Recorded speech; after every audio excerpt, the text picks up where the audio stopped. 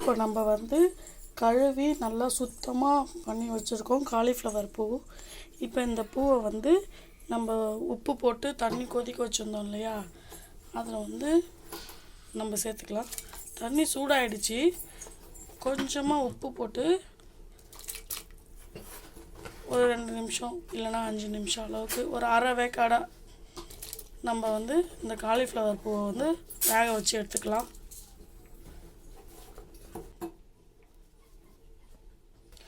காலிஃப்ளவரை வந்து நம்ம எதுக்காக வந்து வேக வைக்கிறோன்னா, காலிஃப்ளவரில் வந்து கண்ணுக்கே தெரியாத சின்ன சின்ன பூச்சி இருக்கும். அந்த புழு பூச்சின்னு சொல்லுவாங்க.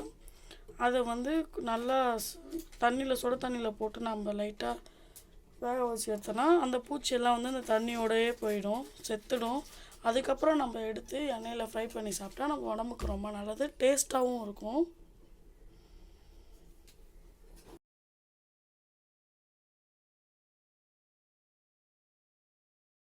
வந்து பூ ஒரு பக்கம் வெந்துட்டு இருக்குது. அதுக்குள்ளே நம்ம வந்து பஜ்ஜி போடுறதுக்கான மாவு ரெடி பண்ணிக்கலாம். இப்போ வந்து பஜ்ஜி மாவு வந்து நமக்கு தேவையான அளவுக்கு எடுத்துக்கலாம்.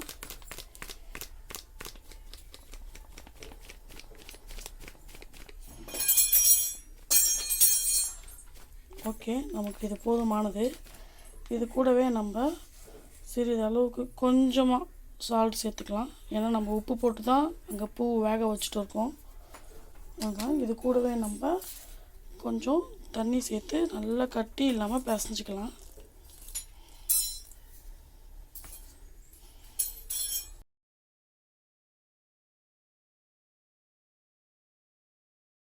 பூ எடுத்து இப்போ நம்ம வந்து பஜ்ஜி மாவில் எடுத்து கலந்துக்க போகிறோம்.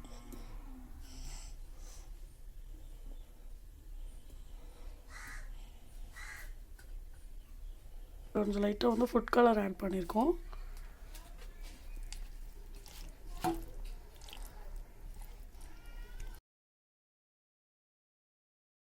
இப்போ நமக்கு வந்து காலிஃப்ளவர் வந்து ரெடி ஆகிடுச்சு. இப்போ நம்ம எண்ணெயில் பொரிச்சு எடுத்துக்கலாம். எண்ணெய் நல்லா சூடு ஏறிச்சு பாருங்கள்.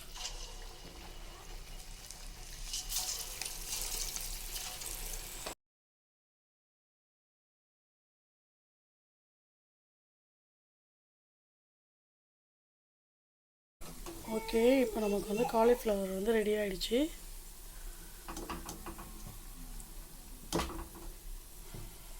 இதை இப்போ நம்ம வேறு பாத்திரத்துக்கு ட்ரான்ஸ்ஃபர் பண்ணிக்கலாம்.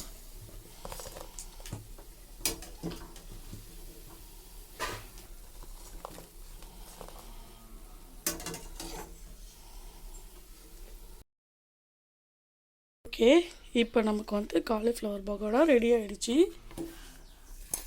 பாருங்கள் எவ்வளோ அழகாக கலர்ஃபுல்லாக இருக்குங்க பாருங்கள்.